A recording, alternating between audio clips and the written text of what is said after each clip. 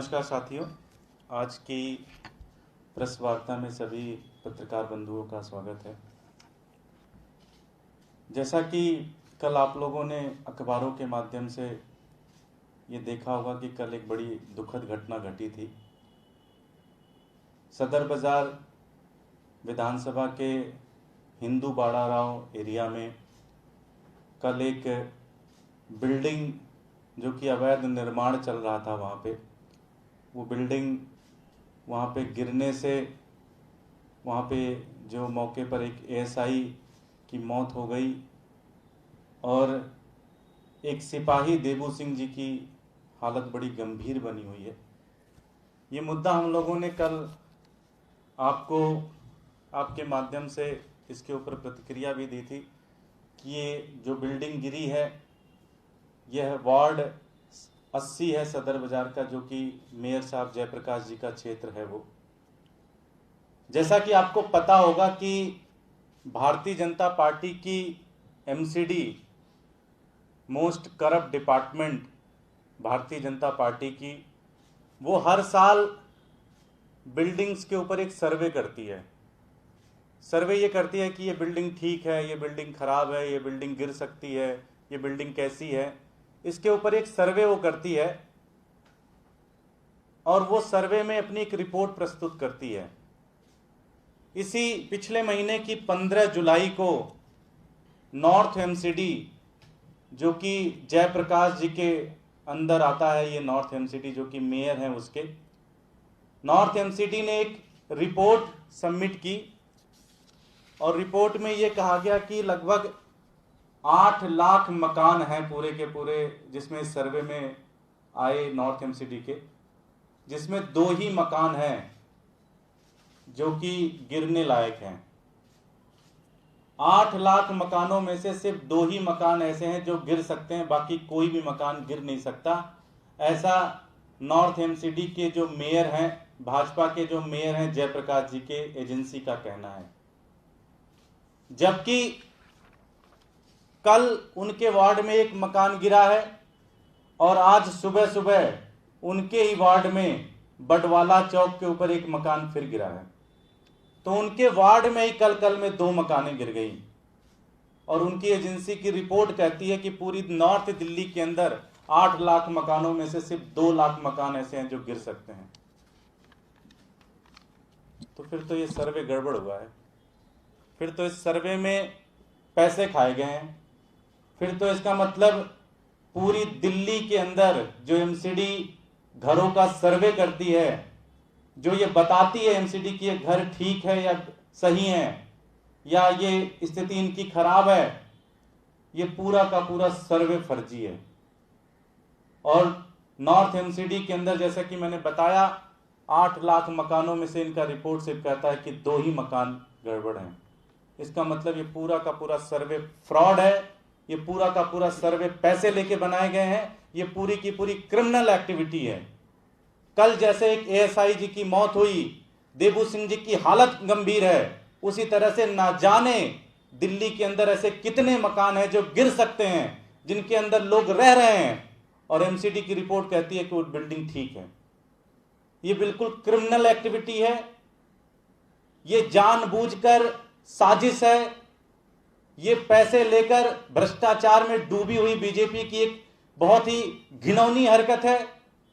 और आम आदमी पार्टी मांग करती है कि इसकी प्रॉपर जांच होनी चाहिए। जयप्रकाश जी और उनके एमसीडी के अंदर जितने भी अधिकारी इस सर्वे में लीन थे, उन सब के खिलाफ क्रिमिनल एक्टिविटी होनी चाहिए, क्रिमिनल केस फाइल होना चाहिए और उनको जेल में भेजना चाहिए। कल अगर कोई मकान गिरता है और उनकी डेथ होती है तो किसी एजेंसी को पता ही नहीं है कि कौन सा मकान गिरेगा, कौन सा मकान नहीं गिरेगा। मेयर साहब तो कहते हैं कि सारे मकान ठीक है, सिर्फ 2 खराब है। अब ऐसे तो हो नहीं सकता, सिर्फ 2 ही खराब है। तो ये बहुत बड़ी क्रिमिनल एक्टिविटी है।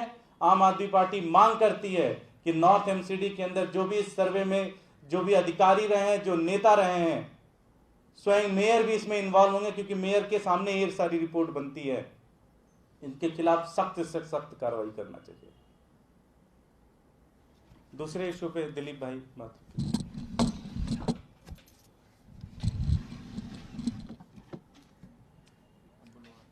नमस्कार दोस्तों। दिल्ली में इस समय बरसात हो रही है और पूरे साल आपने सुना होगा कि एमसीडी भ्रष्ट है, भारतीय जनता पार्टी शासित जो निगम है वो भ्रष्टाचार में आकंठ डूबा हुआ है। अगर भ्रष्टाचार को खुली आंखों से दिन दहाड़े देखना है तो इस समय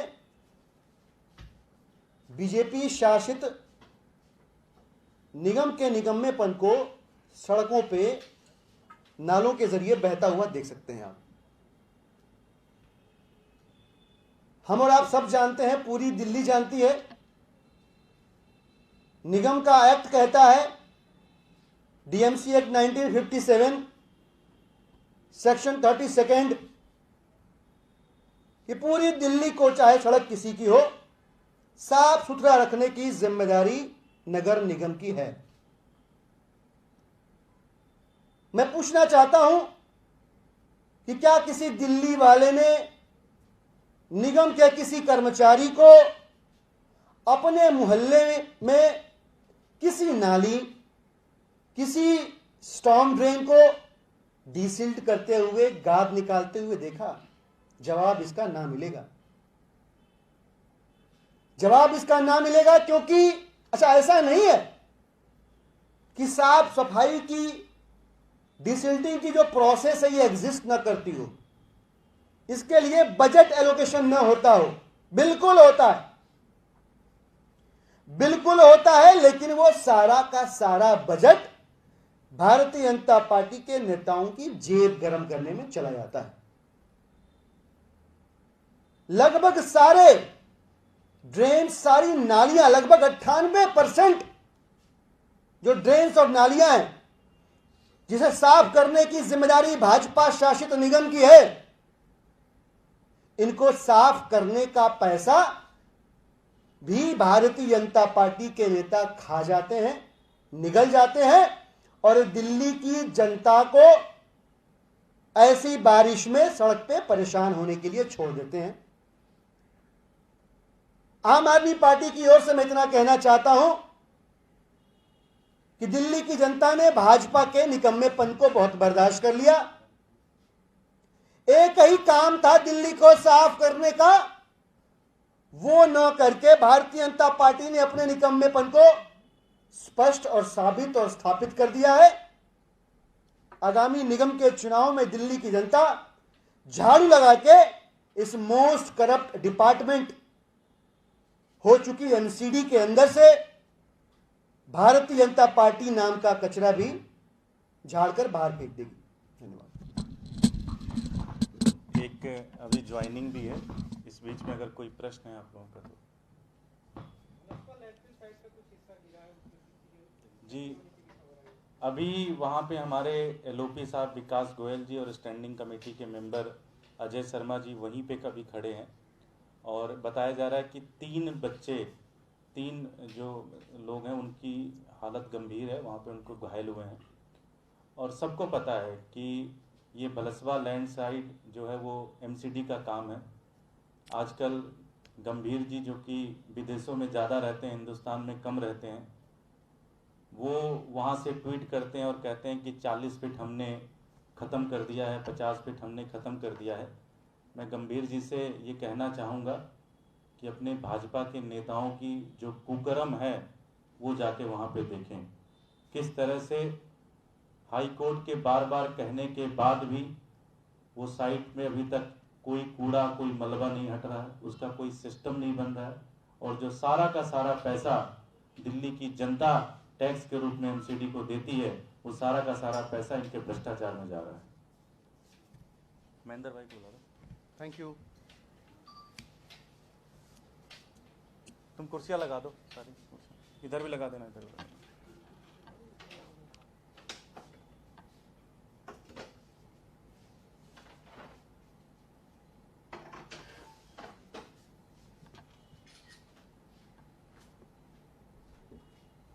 बुला लो।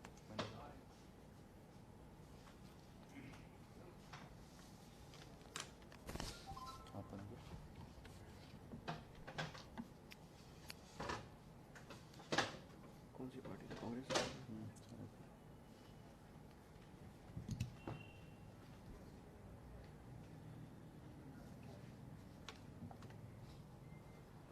टीम है, बढ़िया टीम है।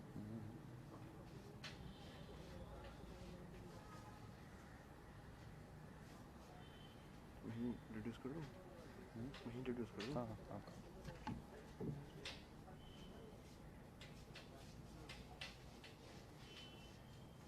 ये वर्तमान में है ना, ये कांग्रेस की वजह से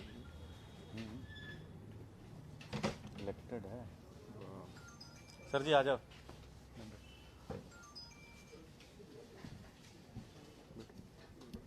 मंदिर भाई आ जाए। और पुलिस को इधर बुला लो, एक लोग इधर बुला जो लो। खास लोग हैं उनको। रमेश आप आ जाओ, बैठ जाओ।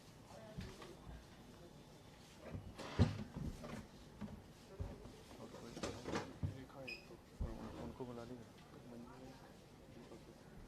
कैसे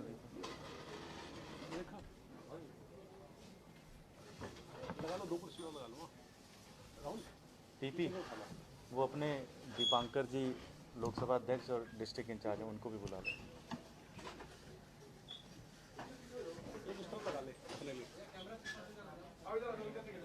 थोड़ा सा बस यहाँ मीडिया की साइड से हट जाएंगे।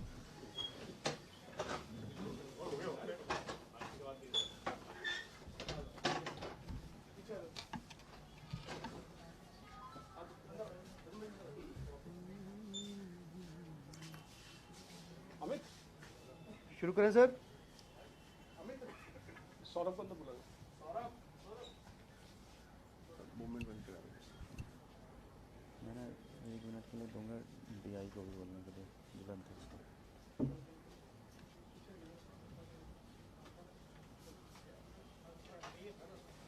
महेंद्र के अलावा और कौन बोलेगा, पूछ लो। महेंद्र ही बोलेगा।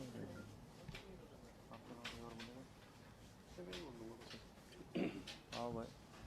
दीपांकर जी आ जाइए, रेखा जी बैठिए, दीपांकर जी बंद कर दीजिए तो।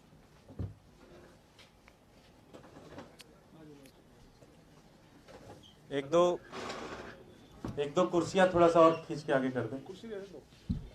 हाँ, लेफ्ट में। अमन तुम ही करा दो 1-2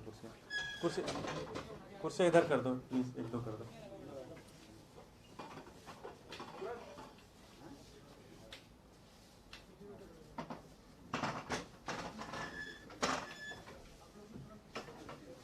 पीछे कुर्सियां होंगी, बस 1-2 पास कर दीजिए प्लीज।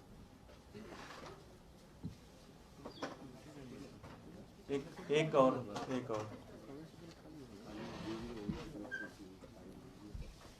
मैं दिलीप भाई से कहूंगा कि वो आगे कार्रवाई। नमस्कार दोस्तों, आप सभी लोगों का हार्दिक स्वागत है। आज बहुत मुबारक मौके पर हम लोग यहाँ मौजूद हैं। दिन प्रतिदिन आप सबने देखा होगा, दिगर राजनीतिक संगठनों से जुड़ने का सिलसिला अमूमन चुनाव के पहले होता है, चुनाव के ठीक पहले होता है इनफैक्ट। पर हम देख रहे हैं कि दिल्ली की सरकार का कामकाज, दिल्ली के यशस्वी माननीय मुख्यमंत्री श्री अरविंद केजरीवाल जी जिस तरीके से दिल्ली को संभाल कर आगे चल रहे हैं, उनका वो तरीका अलग अलग राजनीतिक संगठनों के लोगों को इतना अच्छा लग रहा है कि वो चुनावी समर की प्रतीक्षा किए बगैर संगठन से जुड़ रहे हैं। और इस क्रम में मुझे बड़ी खुशी है कि आज हमारे साथ आदरणीय महेंद्र चौधरी जी आम आदमी पार्टी परिवार में शामिल हो रहे हैं। महेंद्र जी 2020 के चुनाव में कांग्रेस पार्टी की तरफ से विधानसभा के कैंडिडेट रहे, प्रत्याशी रहे। दिल्ली में यूथ कांग्रेस के वाइस प्रेसिडेंट हैं। और मुझे लगता है कि इनके जुड़ने से, इनकी पूरी टीम के जुड़ने से आम आदमी पार्टी परिवार न सिर्फ बड़ा हो रहा है, बल्कि दक्षिणी दिल्ली नहीं, पूरी दिल्ली में ये कुनबा और पहले से ज्यादा मजबूत हो रहा है। मैं महेंद्र जी के साथ कुछ और महत्वपूर्ण नाम पढ़ना चाहूंगा जो आने वाले समय में आम आदमी पार्टी परिवार के मजबूत पिलर्स होंगे, खंबे होंगे। आज हमारे साथ जुड़ रही हैं आदरणीय रेखा महेंद्र चौधरी जी, जो एक्स कैंडिडेट रही हैं एमसीडी की। मैं इनका स्वागत करता हूं। हमारे साथ यूथ कांग्रेस के स्टेट सेक्रेटरी श्री दीपक वोरा जी जुड़ रहे हैं। मैं उनका भी हार्दिक स्वागत अभिनंदन करता हूं। हमारे साथ आज इस परिवार में इंडियन यूथ कांग्रेस के दिल्ली के स्टेट सेक्रेटरी मंजू मेसी जी जुड़ रहे हैं। उनका भी हार्दिक स्वागत है इस परिवार में। State general secretary youth Congress Javed ji का भी दिल खोलकर स्वागत है, अभिनंदन है। अमित अहलावत जी जो महरौली यूथ कांग्रेस के अध्यक्ष हैं, प्रेसिडेंट हैं, अमित जी का भी हार्दिक स्वागत करती है आम आदमी पार्टी। हमारे साथ सौरभ पवार जी जुड़ रहे हैं जो जिले के अंदर यूथ कांग्रेस में जनरल सेक्रेटरी हैं। सौरभ जी का भी हार्दिक स्वागत, अभिनंदन, वंदन। लोकेश गुप्ता जी जो महरौली विधानसभा के अंदर जनरल सेक्रेटरी हैं, लोकेश जी का इस परिवार में, इस कुनबे में अभिनंदन है। Dharmendra Rajput ji general secretary district youth Congress. Shubham Kumar ji social media in charge district के यूथ कांग्रेस के। Rakesh Chauhan ji vice president Mehrauli block Congress. Lijo ji जो स्पोक्स पर्सन है महरौली ब्लॉक कांग्रेस के। इन सभी साथियों का जिनका नाम मैंने पढ़ा, हमारे साथ मनीष मीणा जी भी जुड़ रहे हैं जो इंडियन यूथ कांग्रेस के प्रेसिडेंट हैं द्वारका के। और मैं बड़ी जिम्मेदारी से और विश्वास से इस बात को कह रहा हूं कि जो नाम पढ़े हैं मैंने, ये नाम अपने आप में एक संस्थान है। इन नामों के साथ 10, 20, 50, 100 लोग जुड़े हुए हैं। तो इनका जुड़ने का मतलब एक परिवार में एक बहुत बड़े परिवार का शामिल होना है, एक बहुत बड़ी ताकत का आम आदमी पार्टी में जुड़ना है। इनके साथ आए हुए सभी युवा साथियों का हम दिल खोल के और बाहें फैलाकर आम आदमी पार्टी परिवार की ओर से हार्दिक स्वागत करते हैं, अभिनंदन करते हैं और उम्मीद करते हैं कि ये सभी लोग समर्पण भाव से, पूरी श्रद्धा से और 100% ईमानदारी के साथ इस परिवार को ताकत देंगे और जो आगामी लक्ष्य है हमारा, उस लक्ष्य को प्राप्त करने में तन मन धन से अपना सहयोग देंगे। मैं निवेदन करूंगा कि हमारे साथ आज आम आदमी पार्टी परिवार के इस मंच पर लोकसभा के अध्यक्ष मौजूद हैं, जिला अध्यक्ष मौजूद हैं, हमारे पूर्व दक्षिणी दिल्ली के नेता विपक्ष और यूथ विंग के हमारे प्रेसिडेंट रमेश मटियाला जी मौजूद हैं। हमारे साथ आम आदमी पार्टी की जो सर्वोच्च निर्णायक समिति है, पॉलिटिकल अफेयर्स कमेटी, उसके सदस्य और आम आदमी पार्टी के राष्ट्रीय संगठन सचिव और दिल्ली में निगम के चुनावों के प्रभारी दुर्गेश पाठक जी मौजूद हैं। इससे पहले कि हम परिवार में जोड़ लेने की औपचारिकताओं को शुरू करें, मैं निवेदन करूंगा दुर्गेश जी से कि इस अवसर पर 2 शब्द कहें। बहुत बहुत धन्यवाद दिलीप भाई। दिलीप भाई ने महेंद्र भाई और पूरी टीम का बहुत अच्छे से इंट्रोडक्शन और परिचय कराया आप लोगों से।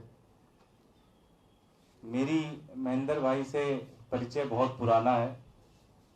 मैं कभी इनके वार्ड में ही रहा करता था, तो मैंने इनका नाम काफ़ी सुना था और मेरे लिए बड़ी खुशी की बात है कि महेंद्र भाई जैसे युवा, जो कि आम आदमी पार्टी एक युवाओं की एक पार्टी है, अगर आप इस मंच पे देखें तो मुझे नहीं लगता एवरेज 30-35 साल से ज़्यादा जाएगी। तो ऐसे में महेंद्र भाई युवा हैं, मजबूत हैं, काम करते हैं और इनकी पूरी टीम जो कि बरसों से सड़क पर संघर्ष कर रही है, ऐसी टीम आज आम आदमी पार्टी से जुड़ रही है। आम आदमी पार्टी जो कि सरकार में आने के बाद भी जमीन से जुड़ी हुई है, लोगों के सरोकार के मुद्दे उठा रही है। आप देख रहे होंगे कि हर दिन, चाहे वो सड़क पर हो, चाहे वो मीडिया के माध्यम से हो, चाहे सोशल मीडिया के माध्यम से हो, आम आदमी पार्टी एमसीडी के लिए संघर्ष कर रही है। और आने वाले चुनाव में जिस तरह से पूरी दिल्ली को भारतीय जनता पार्टी ने नदी बना दिया है, कूड़े का ढेर बना दिया है पूरी दिल्ली का, महेंद्र भाई और उनकी टीम के आने से आम आदमी पार्टी और मजबूती से इस चीज के लिए संघर्ष करेगी। हमारे बीच में वहाँ की जिलाध्यक्ष, जो कि अभी बिल्कुल नई नई नियुक्त हुई है, रेखा जी हैं, मैं चाहूँगा कि वो भी 2 शब्द बोले। हमारे संगठन में जिलाध्यक्ष बहुत मजबूत कड़ी होती है, और अगर जिलाध्यक्ष किसी चीज़ पे साइन ना करे तो मुझे नहीं लगता कि हम लोगों की हिम्मत होती है कि उसको पास करने की। तो जिलाध्यक्ष की भी सहमति जरूरी है, मैं चाहूँगा कि वो भी 2 शब्द कहें।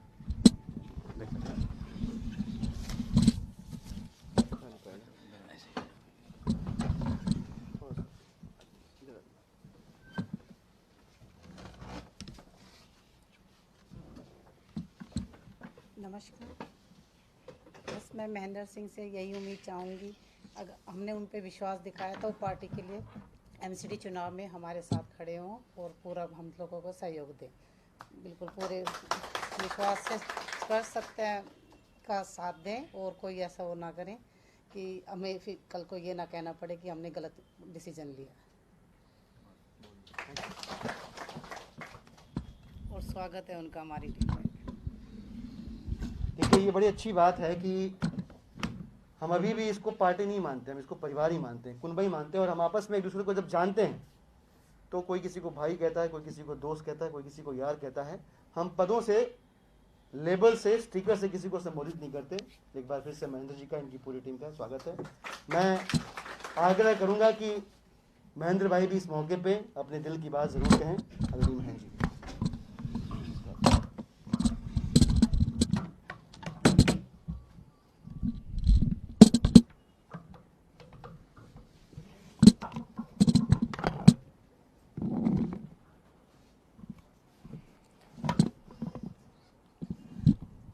नमस्कार साथियों, मंच पर आसीन मेरे बड़े भाई दिलीप पांडे जी,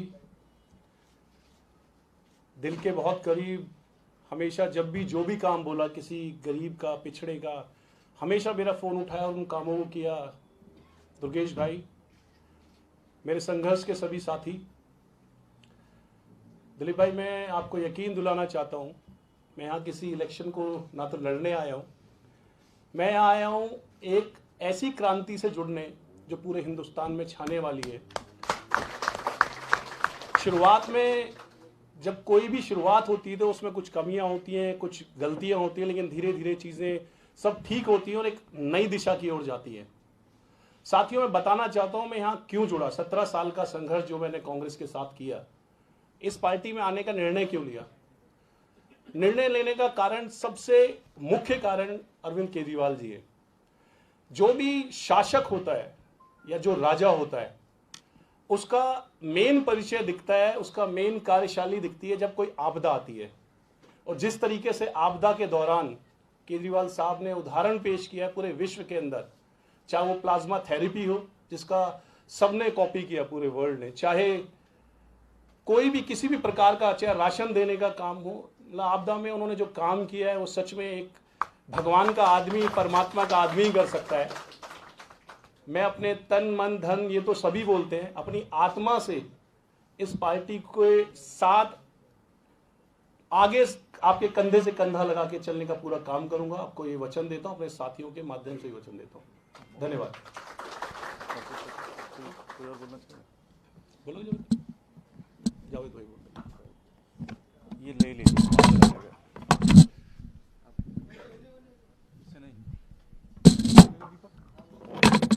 आपको थोड़ी सभी साथियों को मेरा नमस्कार और मंच पर उपस्थित दिलीप पांडे जी, दुर्गेश भाई और अन्य मेरे सभी साथी। मैं आज इस पार्टी से जुड़ रहा हूँ और एक फक्र महसूस कर रहा हूँ कि इस क्रांतिकारी पार्टी से मैं जुड़ पा रहा हूँ। इस पार्टी ने हमेशा जन भाव देखा है, गरीबों को देखा है, पिछड़ों को देखा है कि किस तरह से उनके लिए सेवा भाव से और उन लोगों को जो है मुख्य धारा से जोड़ा जाए। और जैसे कि महेंद्र भाई ने उदाहरण दिया माननीय श्री मुख्यमंत्री अरविंद केजरीवाल जी का, वो एक पहले ऐसे मुख्यमंत्री थे पूरे हिंदुस्तान में जिन्होंने ये दिशा दिखाई कि हमें कोरोना से लड़ना होगा और इसी के साथ जीकर काम करना होगा।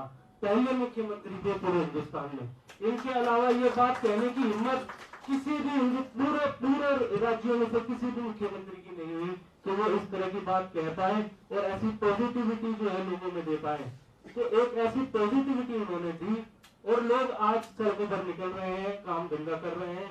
मैं मानता हूँ अगर उनका ये डिसीजन ना होता तो आज देश की जीडीपी जो है माइनस में पहुंच चुकी होती। मैं अपनी बात को ज्यादा ना कहते हुए बस यही विराम दूंगा और कहूंगा कि मैं बहुत खुश हूँ, बहुत फक्र महसूस कर रहा हूँ कि आज मैं इस परिवार से जुड़ पा रहा हूँ। धन्यवाद।